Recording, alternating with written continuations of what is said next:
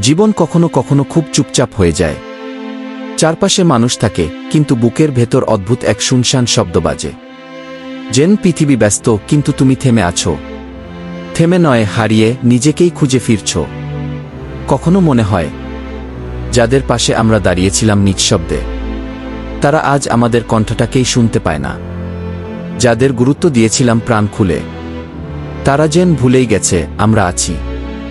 এই কষ্টগুলো সত্যি ভারীও বটে, কিন্তু জানো, কষ্ট মানুষকে ভাঙে না, কষ্ট মানুষকে চিনিয়ে দেয় নিজের আসল শক্তির সঙ্গে। রাত যত ঘন হয়ে আসে, তারার আলো তত স্পষ্ট হয়। ঠিক তেমনি অন্ধকার যত গভীর হয়, তোমার শক্তিও তত পরিষ্কার হয়ে ওঠে। হয়তো তুমি এখনো টের পাওনি। তুমি ভাবো, আমাকে কেউ বোঝে না গি। হয়তো সত্য, কিন্তু তোমাকে বোঝার জন্য পুরো পৃথিবী লাগবে না। একটা হৃদয়ই যথেষ্ট। আর সেই হৃদয় তুমি নিজেই। যারা তোমাকে অবহেলা করেছে, তা তোমার ভুল নয়।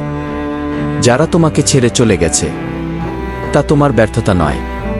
তাদের চলে যাওয়া ছিল দরকার। কারণ খুব ভারী ব্যাগ নিয়ে পাহাড়ে চড়া যায় না। তাই আজ যদি তুমি কান্না করো, কষ্ট পেও না। কান্না দুর্বলতার নয়, এটা নতুন শুরু হওয়ার আগের ঝড়। সবচেয়ে কঠিন সময়েই মানুষ নিজের ভেতরের সিংহটাকে খুঁজে পায়।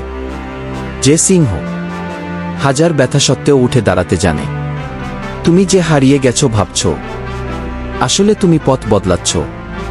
তুমি যে একা চলছো ভাবছ, আসলে তুমি শক্তি জমাচ্ছ। তুমি যে পিছিয়ে যাচ্ছ ভাবছ, আসলে তুমি দৌড়ানোর জন্য ঝুঁক নিচ্ছ। জীবনে সবাই তোমাকে ভালোবাসবে না, এটা কষ্টের কিন্তু সত্য। তবে সবাই তোমাকে থামাতেও পারবে না, এটা আরও বড় সত্য।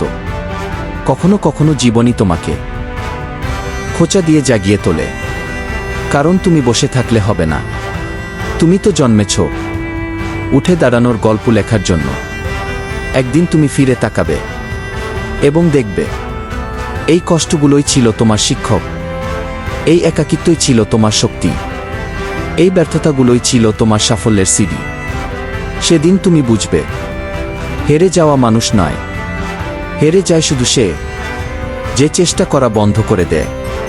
তাই আজ থেকে নিজেকে বলো, আমি ভাঙব না, আমি থামব না, আমি হার মানব না ঘি। কারণ তুমি যে পথ ধরেছ, তার শেষে আলো আছে।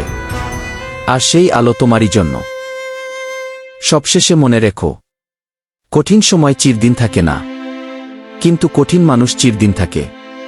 তুমি সেই মানুষ, তুমি সেই শক্তি।